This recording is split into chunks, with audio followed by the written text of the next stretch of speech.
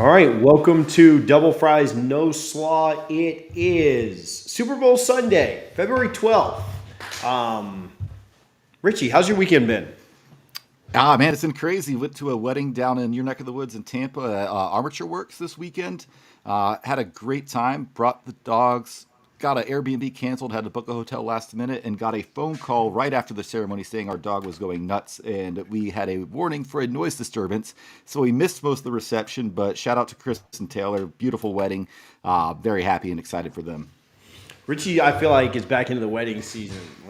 Like it just never stops with Richie's. But I feel like it's been a minute since I've been to a wedding. But yeah, no, good weekend for sure. Been a lot of FSU sports. That's fun. Softball just won. So that was fun to see. Nice. And then in a couple hours now we have the Super Bowl. If you're watching, if you're listening, do us a favor and hit that share button. Make sure that you like the video. Subscribe to the channel if you haven't already.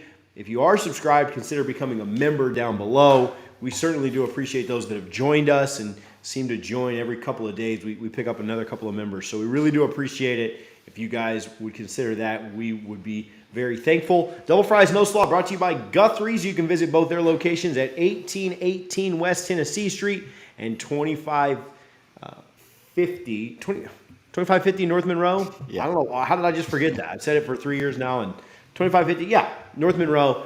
Monroe, Tennessee, wherever you go, make sure you let them know that Double Fries No Slaw sent you. I love when people do let us know, like, hey, I was out in like Alabama or something, and I told them that I heard you about you on the pod, and like people be like, we have no idea what you're talking about. So they may not know, but still let them know you heard about them through us. Richie, let's jump into it. We'll try and have a little bit of a quicker episode today. Again, do us a favor. Hit the comments. Let's be interactive. Hit the super chat if you have something that absolutely has to be answered. But we want to go for like 30, 40 minutes and then get you guys onto your wings and beer and whatever you'll have for the Super Bowl. So let's jump right into it. Let's get after it. This is what I want to lead off with, and this is what I think is probably most important. Richie, Mike Norvell's extension that was announced this week, something that I think Florida State had been working on for quite a while.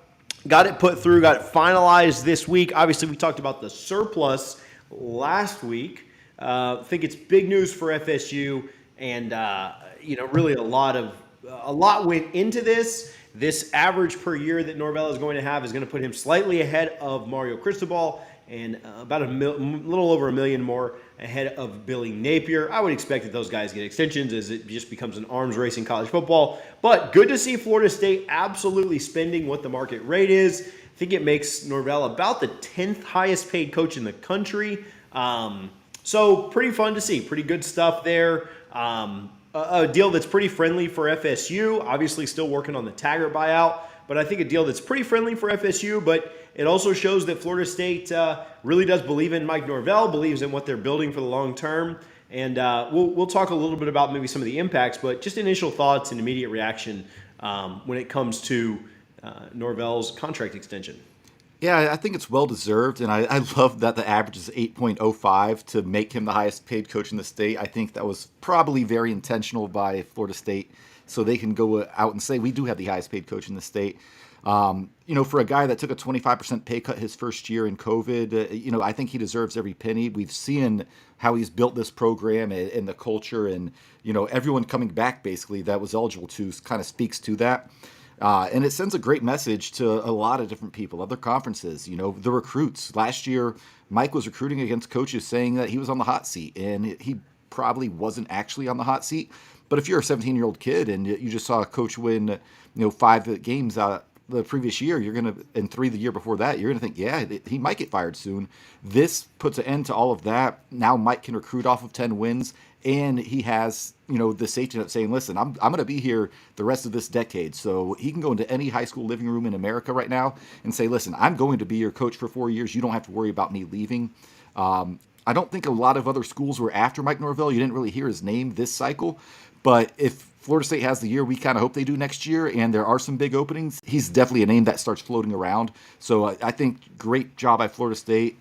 It's never fun when Jimmy Sexton is involved, but they did what they had to do to lock him up. Yeah, what I was told and have been told for really ever since Alford was in the picture and took over was that Alford was very much a Norvell guy. And I know that Michael Alford has made other decisions that we may agree or disagree with, or Florida State has parted ways with certain coaches or figureheads or personalities or just whatever have moved on in one form or another. From the beginning, Alford very much has been a Norvell guy. I don't know if it has a lot to do with their relationship, just the trust he has in Norvell. I don't know if Norvell just does what Alford wants. And so I don't know what the answer is, right? Like, there's probably a mix of all of those things. But from the beginning, like, Norvell was Alford's guy. And that's who he wanted here. And that's what he wanted to happen. And a lot of people, we went into last season, a lot of people wondered, oh, if we win 3 or 4 games and we kind of underperform, would Florida State move on? Or if we just go 6-6 or something like that, we move on. At 3 wins, I think we would have moved on, just because I don't think there'd have been much you could really do about it from there. But I think that aside from just a disastrous season, like, Alford believed in what Norvell was doing, and we weren't moving on from Mike. I believe that Alford knew that Norvell was building this thing and building it the right way, and understood that probably what was going to happen is that Norvell was going to turn this around. Now, I don't think any of us knew that it was going to be a 10-win season, and then the very next year we would have ACC championship and playoff hopes and everything else like that. But I do believe that there was a lot of confidence that Norvell could get this thing turned around, and a lot of confidence that things would improve very, very rapidly, and they have. And so Norvell has always had the trust of Alford. He's always been in his corner, and Norvell was rewarded. Not only rewarded, and a lot of people kind of get this wrong or don't really understand this, but I don't think that this contract extension was just because of it was a reward for winning 10 games. I think there was part of it that said, okay, you've proved yourself, you've turned this thing around, and that was part of the reason for the extension. The other part, and Richie, this is what I want to get to and kind of get your thoughts, the other part that I truly believe it had a lot to do with it was the fact that I think this is signaling to a few different people, like you said, recruits. I think it's signaling to the ACC, the Big Ten, the SEC, that Florida State is here to play big boy football and is here to pay like a top 10 university in this country. There's a big argument going on about blue bloods and new bloods and everything, right? Like what the basketball team had kind of dubbed themselves for years. But I don't really know how important that is, how much that really matters. Right now, Florida State views themselves as a top 10 program in college football. You can agree with that. You can disagree with that. I don't really care. That doesn't matter to me. But Florida State views itself in that top 10 category. They believe they have top 10 when it comes to NIL. They believe they have top 10 when it comes to facilities with the new indoor facility being built. They believe they're top 10 in expectations. They believe they should be top 10 in recruiting. And so all of that, if they believe all of that, they also need to be at top 10 when they're considering paying their coaches, when they're talking about both on the field and off field staff. If you want your coach to perform at a top 10 level, you need to provide him with enough stability and support to be able to compete at a top 10 level. They have a top 10 brand, which we'll talk about here in just a minute. It's the number 1 brand in the ACC. But if you're going to expect that out of your coach, and you're going to expect your coach to recruit at a top 10 level and win at a top 10 level and do all of that, then you need to pay him like that. You need to send a message that we're not cheap, we're not broke, there are no doubts about the longevity of this.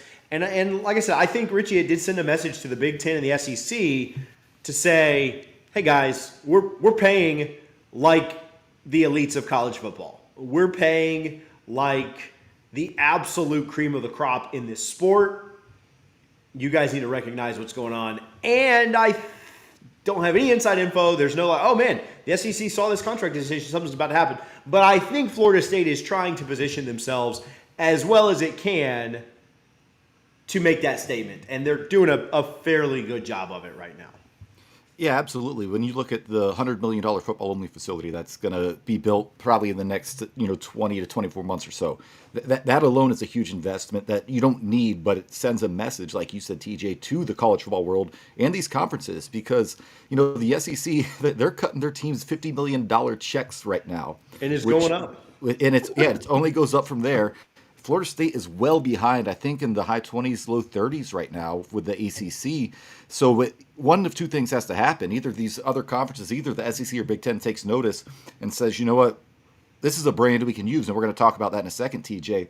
Or do you force the ACC's hand and Jim Phillips, if he remains the ACC commissioner, to change their model of how schools are compensated and say, listen, we're going to start compensating schools based on TV ratings, based on what they bring to the conference?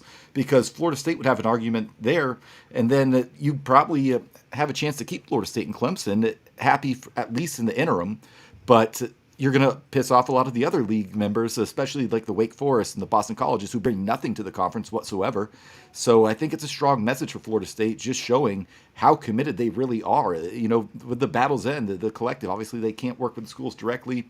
That's going to change here shortly, it looks like, thanks to some legislation.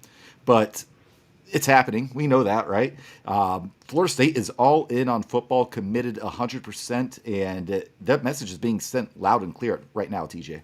Yeah, it's pretty impressive to see, and it's really great to see from FSU's perspective. That's actually a great transition right into what we want to talk about, Florida State's brand over the last year or so. Just before we get to that, I do want to give some love to our friends over at Gramco. We've talked about Gramco for a little over a year now. We really do appreciate them and their support. If you haven't tried their product, because you haven't tried Delta 8 or you're just nervous about it and want to maybe try something a little smaller, they've got a perfect product for you. They have a 4-count gummy sampler. You can go to their website right now, thegramco.com. It's $8. If you use our code DFNS25 or TJ25, whatever you use, it'll take 25% off. So you get this sampler for $6. If you don't like it, you're out the cost of a cup of coffee, but you get to try all 4 different flavors. It's blue raspberry, watermelon, green apple, and fruit punch. Whew, almost forgot the last one. I've had a few of those today.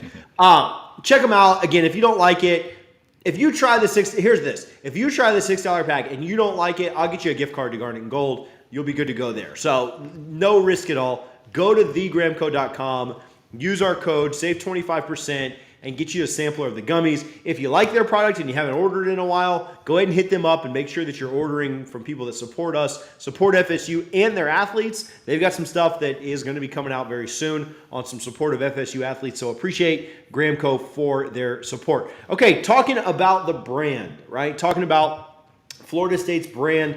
Some news came out this week. Florida State, I saw some Gator fans getting upset about this and saying that the numbers were cherry picked. Just in case you don't know basic college football news and notes, the numbers were not cherry picked. This very much was during the college football playoff era from 2014 to 2021. Obviously included the COVID era year as well, and a couple of years that Florida State finished under 500. Florida State was number 1 in the ACC when it came to viewers on television. Nationally televised games, Florida State had the most eyeballs on it through the college football playoff era. You would expect that number to get even larger, due to how Florida State played last year. And though Florida State was down for much of the college football playoff era, in fact, Clemson dominated it outside of 2014, our brand kind of shone through.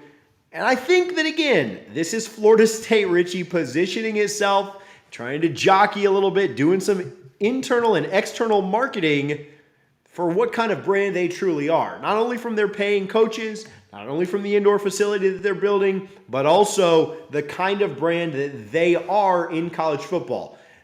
Some people might argue Notre Dame. Some people might argue a couple of other schools. But if teams not in the SEC and the Big Ten right now, maybe take Notre Dame out, take out USC, Texas, Oklahoma, because they already have destinations. Florida State's the number 1 brand in all of college football. And again, Notre Dame's maybe the one you could argue and you might have a conversation about.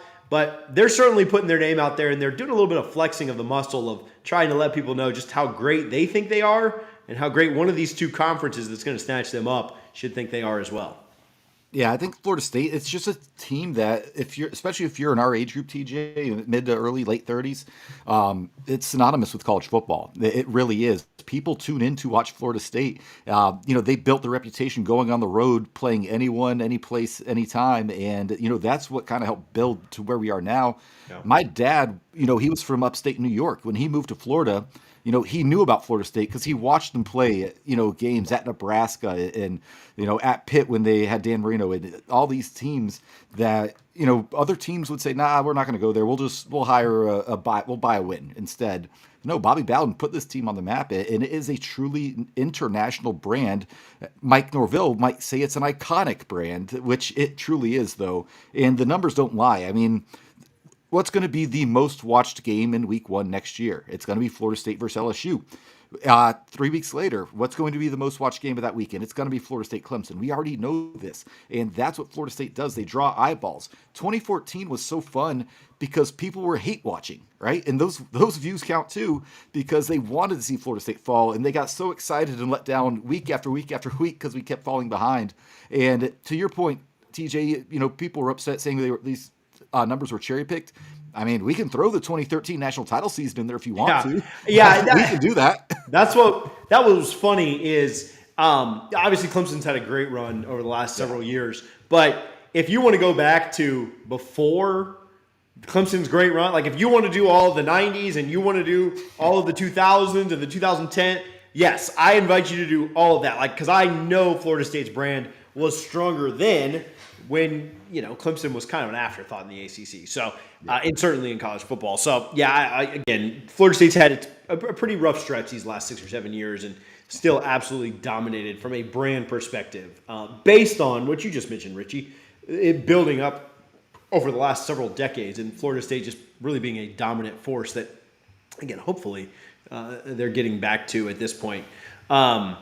You're right, though. I think we were the 7th most viewed bowl game. So that includes your New Year's Six, right? And your national championship ahead of you. So I think that, Florida State was – everybody wanted to see Florida State this year, right? And that's just, people say all the time, oh, college football is better when this team's good or USC or Miami or whatever. Florida State's one of those teams. College football is just better when they're better. And so the brand is strong. It's as strong as ever. And Florida State is not shy about letting the rest of college football, the SEC, the Big Ten, the ACC, know how valuable this brand truly is. If you're watching, if you're listening right now, do us a favor. Make sure you're hitting that like button. Appreciate the comments. Appreciate the love down there in the chat, in the comments. Again, you guys are more than welcome to hit a super chat if there's anything that we need to answer directly. If you haven't subscribed already, make sure you're subscribed. If you want to, if you really enjoy the content, you can also join the channel as a member. You get to display an emoji. There's some social media interactions. We do some private videos. We had a private post for our members this week. So make sure that you join that if you'd like a little bit extra. If you just want what's on the show, make sure you're subscribed. But if you want a little bit extra than what's just on the show, make sure that you become a member below. Appreciate you guys for your support. Richie, want to talk with you about this. Speaking of support, that's not even a good transition, but production returning. We did a video on this solo, so I really want to get your thoughts. But Florida State, we made a big deal of this last year. Florida State brought back the 11th most production in all of college football, and we said that was going to be a huge help. The way that Florida State ended the 2021 year, going 5-3 down the stretch with 3 pretty decent losses, the way that they kind of finished the year, had a little bit of momentum going into the offseason and a lot of excitement with guys coming back. Well, they were 11th last year. This year, number 1. They bring back more production than anyone else in the country, bringing back 87% of their production from the last year. They bring back 80% of the offense. Obviously, you lost a little bit with Trayshawn Ward, Dylan Gibbons moving on. And then defensively, you bring back 94%. Obviously, you lose a little bit of Jamie Robinson, Robert Cooper. Florida State number 1 there. I've got some thoughts. I shared a video on it this week. I'll reiterate some of those thoughts, but I want to hear what you think about the returning production this year. Yeah, and I do believe transfers were calculated in this. So a guy like Fentrell Cypress, that will count as production returning to Florida State. But I think more than anything, it shows what's possible in the era of name, image, and likeness, right? Because a lot of these guys probably don't come back if you cannot legally get paid for your name, image, and likeness, because making a practice squad in the NFL is going to pay you 6 figures. So why would you stay in college for 1 more year if you're a guy like Fabian Lovett, who does have a kid who's had some medical complications? We hope everything's great there. But he's not a guy that comes back without NIL. Jordan Travis probably doesn't. Jared Verse definitely doesn't. So I think it's just a new era in college football. And I think it's a really big deal because when you look who else, what other teams have coming back, you're in really good shape because a school like Clemson's a little bit down there. So is LSU, surprisingly. I think you're going to get to those numbers here shortly, TJ. But it's just there's a lot of consistency within the program right now, and returning all of this production and expecting a guy like a Johnny Wilson, a Micah Pittman to take the next step, that's huge. Yeah, we're going to miss Trayshawn Ward, and that's probably like the 20% that's not listed there between him and Gibbons, like he said. But it's just a really big deal, and I think it's why Florida State's going to be a very sexy preseason pick. I don't know if they'll be picked to win the ACC. There's a lot of Carolina bias that shows up at those meetings. They're at the ACC media days, and they'll probably pick Clemson, but I wouldn't be surprised if Florida State's picked to win the ACC, and you're going to have Florida State picked as a dark horse playoff contender, and a lot of it is because of what we're bringing back, and it's a really exciting time to be a Florida State fan. Yeah, I'm going to pick us when I vote on it. I'll definitely pick us. So, so you mentioned LSU and Clemson, and I think these are big. This is what I kind of tried to reiterate in the video. They don't have terrible returning production by any means. LSU's at 71%. Clemson's at 69%. If you jump into that a little bit deep, that's good for 32nd and 36th nationally. So out of 133 teams, it's not terrible, right? Like that's top third. If you dig into that a little bit deeper, LSU returns 81% of their production on offense and only 60% on defense. So maybe a big takeaway there is Florida State's offense, which brings back a ton and has is its greatest strength without a doubt. Should have some pretty good success against LSU, I would think. That's week one. LSU will not have had any time to really get that unit up to speed. And I think Florida State's defense they're nearly returning about half of the production, right? 60%, so 6 out of 10 instead of 5 out of 10. But I think that Florida State should be able to do pretty well against that LSU defense because it'll take a little time for that defensive unit to get rolling. And again, play LSU later in the year. They're usually going to be a little bit better. And then Clemson 3 weeks later, it's the opposite there. Clemson brings back 75% of their defense, so I think that defense is still going to be pretty stout and still going to be pretty tough for Florida State to just drive at will, but they bring back 64% of their offense. Obviously, with guys moving on to both the NFL and DJ transferring. Where did he land at? Washington, is that right? They bring back about 2/3 of their offense. So I think there's a good chance for Florida State's defense to maybe hold them down a little bit more than what they did. Clemson kind of moved the ball at will last year. And I also think that getting both of those teams early in the year is really, really big for the Noles. I think that you wouldn't want to see those two teams later in the year when they've had more time to figure it out. You're getting your toughest two games early in the year before they've had a chance to just gel completely like you would think they would in October, mid-November, things like that. So I really, really like where that stands for Florida State. Some other interesting teams that are down later in the year. Pittsburgh brings back just 51% of their production. So that's 119th. That's a pro. The con of that is that you play them in week 9 or 10. So they're going to have some time to figure it out. Florida brings back 54% of their production. Again, that's 107th nationally, but they've got 12 weeks to figure that out between now and then as well. So that probably matters less because they've got a lot of time to kind of like work a lot of those kinks out. But I think with Clemson and LSU, it is a really big deal. And I think if you had to pick, I think you'd like the fact that LSU's defense is the one that's down a little bit. They lost a lot of talent on that defense. And you also like that Clemson's offense is the one that's down because you struggled against stopping Clemson and you didn't move the ball against LSU maybe as well as you would have wanted in that first half. And so I really like the way that shakes out for the Noles in both of those games.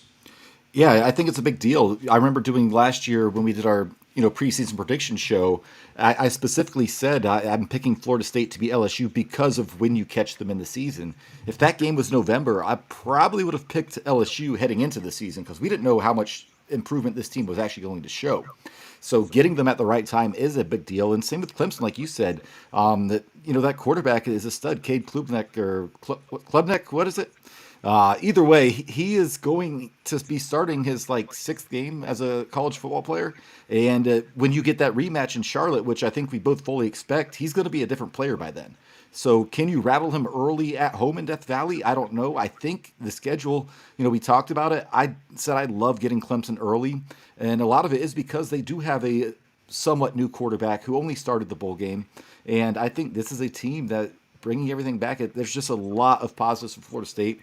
Like you mentioned, it's tough to really gauge Florida because you played them in the 12th game of the season. So if you played them week one, I think you'd probably blow them out. But we'll see what Billy Napier does and how that team looks. Miami's probably going to have quit by the time you play them, so I'm not really concerned at all. But there's just it's a big deal for Florida State because I guarantee you that 87% is going to probably be south of 72% for returning production next year. Yeah, no doubt. So excited about that. I think that certainly helps the Noles a ton. Hey, Richie, let's talk a little bit about the Super Bowl. We'll talk a little about NIL here in just a minute, and then we'll wrap up. We'll let people kind of get on with their day. Again, if you're watching, make sure you hit that thumbs up button. Make sure you're subscribed to the channel. If you have a question or a comment that we need to get to, make sure that you're utilizing that super chat function. Or if you're a member on the channel, you don't have to super chat. We'll just read every one of your comments for free. So you can join the channel and be a member below as well. If you're an FSU fan, which if you're watching this, if you're part of the dozens that are on here, or almost 100 we're up to, you're shopping for FSU gear, whether you're looking for baseball, softball, basketball, or if you're looking for football stuff early for next year, you should be shopping at Garnet and Gold. You can go to garnetandgold.com and you can use our code NOSLAW, NOSLAW, to get 15% off of your order. I just ordered my daughter some softball shirts. I won't say who because I couldn't order all 6 of them, but I ordered her some softball shirts. I love our softball girls. And so not only do they give back to FSU and its athletes, they also will save you a little bit of money by using our code NOSLAW, NOSLAW, for 15% off at checkout. Again, you shouldn't be shopping anywhere but Garnet and Gold. We tell you that every week. Again, maybe you're into Delta 8, maybe you're not. Maybe you like fried chicken, maybe you don't. But I know you're buying FSU gear, so make sure you're getting it from Garnet and Gold. Richie and I were just talking the other day. Whenever we are able to work with them, whenever we're able to do anything, we order like day one that it comes in. So Garnet and Gold's the absolute best. Make sure that you're supporting them and make sure you're taking advantage of that deal. 15% off by using code NOSLAW, NOSLAW. Super Bowl Noles, Richie. Let's read you some stats, then we'll talk a little bit about the game. Derek Nottie and Joshua Kando play for Kansas City. Sweat, Robinson, Marvin Wilson, and Rod Johnson for the Eagles. So if you don't have a rooting interest, maybe cheer for the team with more Noles on it. Derek Nottie is in his 3rd Super Bowl in his short 5-year career. Obviously lifted the Lombardi Trophy the first time, lost it to the Buccaneers the second time. Josh Sweat, Janoris Robinson, Marvin Wilson, and Rod Johnson for the Eagles. At least one Florida State athlete has advanced to 11 straight Super Bowls. And this Super Bowl will be the 7th consecutive year that at least one Seminole is on the winning team and the 31st time it's happened in history. Entering this year's Super Bowl, Florida State players have earned 47 Super Bowl rings, obviously highlighted by 2002. Well, it was the 2003 game, but the 2002 season when a Buccaneer was the quarterback, a Buccaneer won the MVP. Derek Brooks was also on that team. Greg Spires was also on that team. We've had Brad Johnson on. We've talked with Dexter Jackson. It's really, really cool to look back at that game. I always remember it for having just a ton of Noles in it and it being pretty cool that a Nole won the MVP and was the quarterback. So excited for the Super Bowl tonight, Richie. Excited for our guys that are going to be playing. It'll be cool that at least a couple of Noles, maybe 4 if the Eagles pull it off, will get Super Bowl rings. And never a big complaint about that. When some of your guys are getting into the NFL and winning championships, it's always really, really cool to see. Do you have any thoughts on who wins this thing tonight, Rich? Yeah, well, that 2013 Super Bowl, or not, excuse me, that 2003 Super Bowl, January 26th, won it on my 15th birthday, which is pretty awesome to see my NFL team win the Super Bowl on my birthday with so many Noles contributing. But tonight, I think it's going to be a blast, man. I think it's going to be a really good, close game. The spread is down to 1. It was at 1.5 earlier, so Philadelphia favored by 1. Over under 51, so they're thinking like 26-25 type game. It's going to be so much fun. I think, to me, Jalen Hurts is a storyline, right? Everybody knows Mahomes and Kelsey and Andy Reid and everything going on there. But you have a kid that was benched in the national championship game in college, still was extremely engaged in that game and supporting Tua and all for him. Goes to Oklahoma, has a phenomenal season there. People when he was drafted like, I don't know, we'll see what he can be. But man, Jalen Hurts, he had an MVP type season. I think they only lost one game when he started this year. And I think I'm taking the Eagles to win this. Philadelphia better start greasing those light poles, baby, because I think the Eagles are going to win, but I think it's going to be a phenomenal game. I cannot wait for tonight. Yeah, no, I'm excited for it. I think it'll be really, really fun.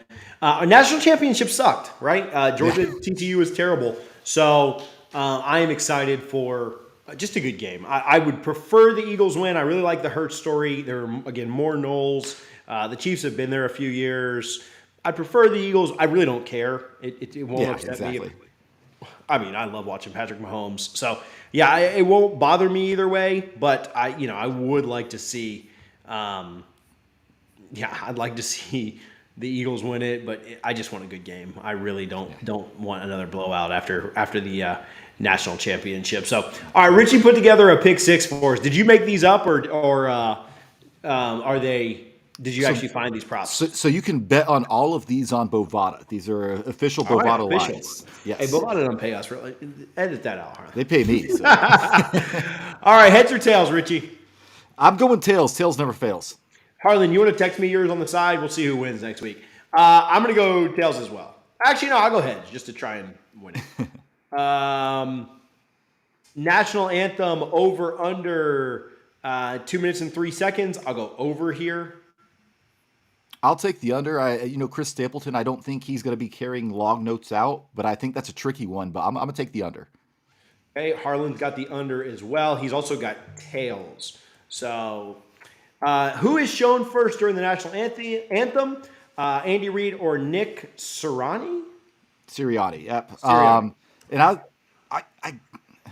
Reid's the favorite. Let me take Sirianni. Why not? I'll take Andy. And so will Harlan.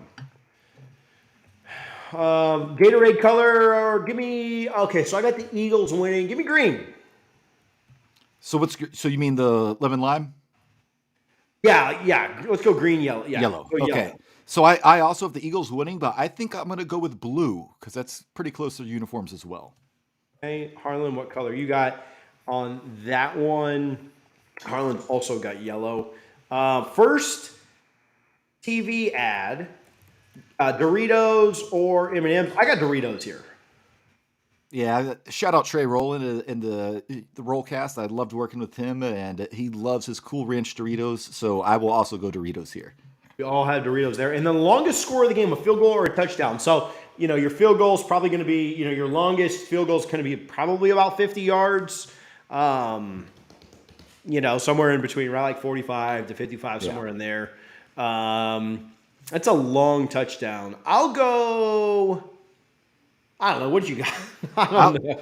I'm going to go touchdown. I just think there's going to be one big explosive play. I don't know who it is or where it happens. Obviously, Tyreek Hill not being in Kansas City anymore makes you give a little more pause, but I'll go over because I think we see like a 58-yard touchdown. I don't think we see a field goal of that length. Oh, I actually think it's going to be touchdown too. Harlan had field goal, but I'm going to go field goal just to try and pick up the point. But if you guys would have, if I would have picked first, I probably would have gone touchdown. But I'll go field goal, try and pick it up. Okay, this was pretty cool. So we'll see who wins that next week. Speaking of the Super Bowl, shout out to Battle's End. I actually spoke with somebody over there this morning. We'll share some thoughts.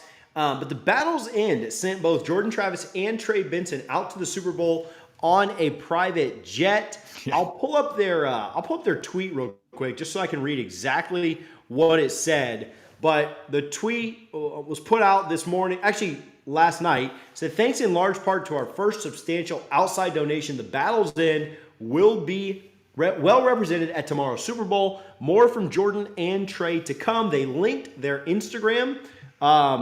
So a really cool experience for both of them to be able to go out to the Super Bowl. Richie, what are your thoughts there? I think it's awesome. Going to the Super Bowl is so tough nowadays if you're a normal person like you or I, TJ, because the corporations own 90% of the tickets and, it's tough for us to get access to them. But I think what Battle's End is showing is they're using name, image, and likeness in a very unique way. What high school 5-star players looks at that and says, oh, That'd be pretty cool if I could take a private jet to the Super Bowl. I mean, it's a recruiting tool. It's everything. It's, gives incentive for the younger guys on the roster to get themselves to that level to where a collective like the Battle's End will say, hey, we're going to send you to the Super Bowl on a private jet. I just think it's awesome. I'm super happy for both Jordan and Trey, and I hope they have a great time. And I will be following the Battle's End Instagram stories today to see the content they're putting out there. Yeah, so Ingram Smith quote tweeted and said, "This is a massive step for us and will be an incredible experience for two great guys in Jordan Travis and Trey Benson. We learn more each day just how unlimited the possibilities are in this space and eagerly look forward to public involvement." So I reached out this morning and, this is what's so cool to me. And Richie, you kind of hit the nail on the head here. Both guys will be in Battles in gear, and they will be live. And there were intentions. I don't know if it ended up going through last night, but it sounds like there were intentions for them to both meet up with Derwin and other FSU alums that were out at the Super Bowl last night. Haven't confirmed that for 100% fact, but I know that was the intention, was to get them out there and have them meet up with some of those guys as well. Really an awesome experience for the guys, and more proof that they can tailor opportunities for donors and players that I don't think any other group in this country is able to provide. And that's really the uniqueness of this. And there will be copycats, and there will be other collectives and other groups that try to do things like this and try to be very unique. But I think this is unlike you've seen anything else in this NIL world.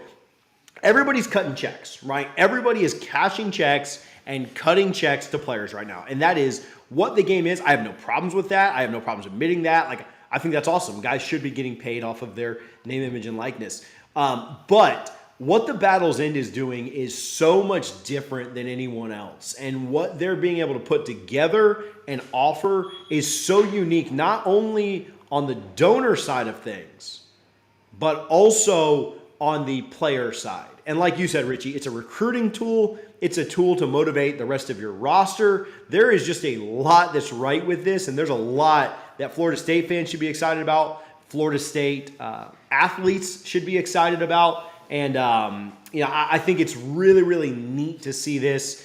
Everybody's getting a check. Everybody's getting paid right now. And so there's nothing wrong with that. But it shows that this collective is both innovative and flexible in the fact that they're doing more than just cutting a check. Everyone's getting paid. Everyone knows what market rates are. All these collectives are cashing money right now.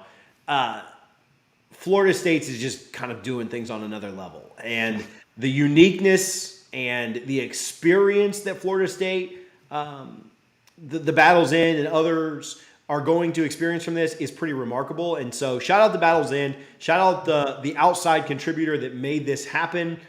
They don't, the best thing that I've seen from the Battle's End is that they're not loudmouths on Twitter that just want a bunch of recognition. You don't even know who the people are donating. And, Ingram has become a figurehead, and Ingram has become one that is getting a lot of credit, very well deserved, but he'll be the first to tell you, I'm just a small piece in this, just happen to be the public voice. The people that are doing this and are donating planes and donating experiences and sending guys out to the Super Bowl are not doing it because they want recognition or because they want you to know about their stupid health app or anything else. They're doing it because they love Florida State and they want what's best for FSU. And so I'm glad that, again, Florida State on the absolute forefront of not only NIL, but just these experiences and what is going to come from this. Richie, I liked your tweet. Obviously, I had to take a quick shot as well. The rivals did not send some guy named Mertz or the guy that was benched against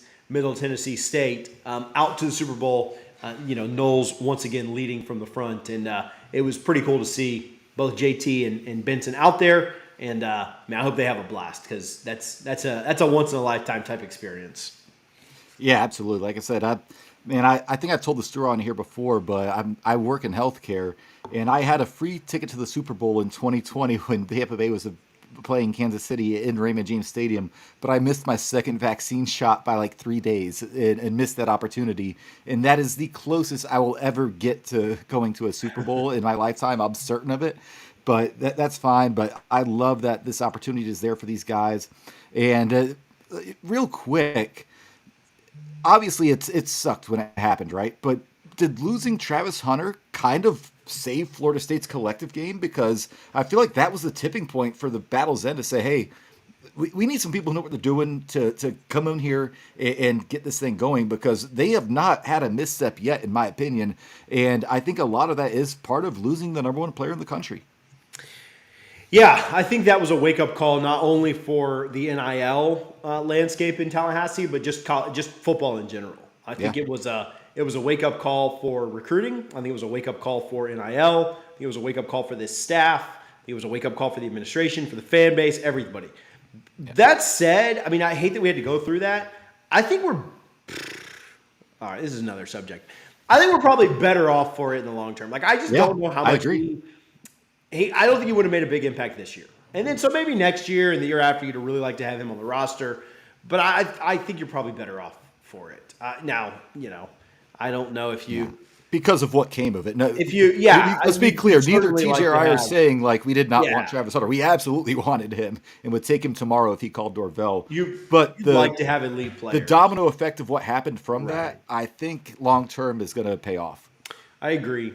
Hey, let's do this and then let's talk a little more NIL and get out of here. We launched a second channel last week. Really cool opportunity. Hey, we built our brand on giving love and interviewing every coach and every player on every team on campus and really trying to show love to the sports that sometimes don't get as much coverage, right? Football gets a ton, basketball, baseball, softball get a lot, but then outside of that, there's not a ton. We launched a second channel this week.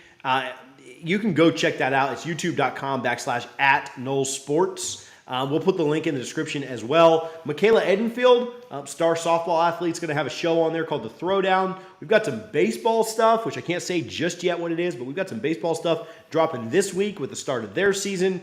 We've got an interview with a prominent member of FSU's administration coming up this week on that channel. So this channel will be primarily football, but if you'd like to support us on that channel as well, we certainly would appreciate it. Again, it's youtube.com/@Noles Sports, NOLES Sports. You can search for it, DFNS, FSU Athletics, or FSU Sports. It'll all come up. And again, the link is in the description. If you support FSU, you want to support us on this channel, we appreciate it. Support there as well and check out that content. It's really good stuff. Michaela's show was fantastic. With all the weather and stuff, I'm not exactly sure how this week's show is going to go with her, but we will have something out and we'll get it to you guys. So go check that out. Appreciate you guys for your support over there as well. Okay, Richie, speaking on NIL, we talked a little bit about the battle's end. Micah Pittman claimed to have made over $100,000 in NIL. A lot of that from his YouTube channel, which he's got a great YouTube channel. Speaking of channels, you should go check that out as well. But pretty cool that he was able to make quite a bit there from what he had going on.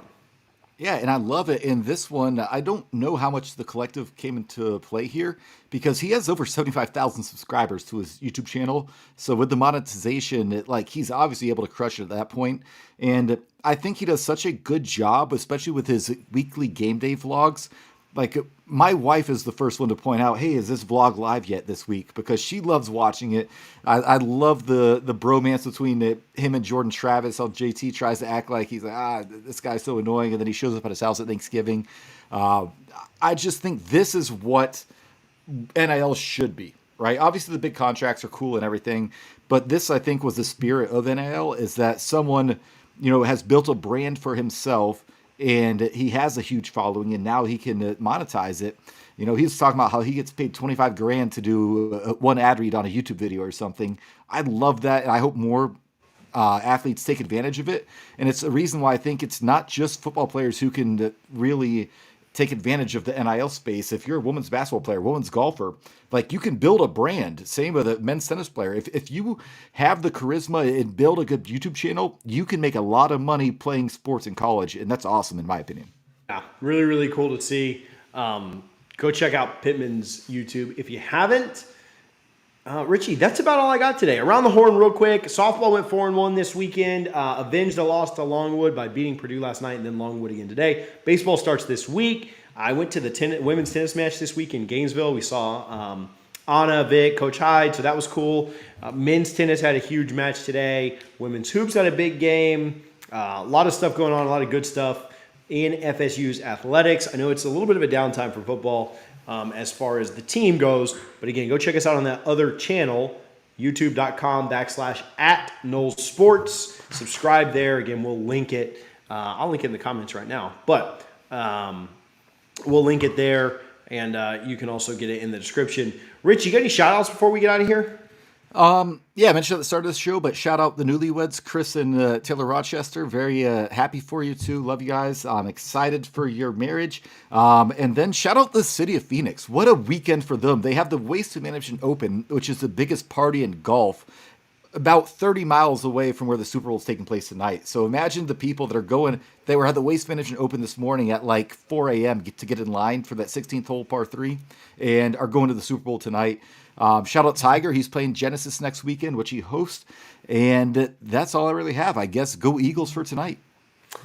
Yeah, just give us a good game into the fourth quarter, and I'll be thrilled. Shout out everybody who joins the channel as both a member and subscribes. Make sure you're subscribed if you watch this whole thing. If you've been on with us for 3/4 of an hour, the least you can do is hit that subscribe button. Getting close to 5,600, so we appreciate that. Also, make sure you go subscribe over at youtube.com/@Noles Sports. We've got a lot of content coming there this week. So appreciate you guys for hanging out. Enjoy the Super Bowl tonight. We will be back all week with more football content, and then we'll be live again next Sunday, of course. We'll talk to you guys soon. Take care. Go Noles. Go Noles.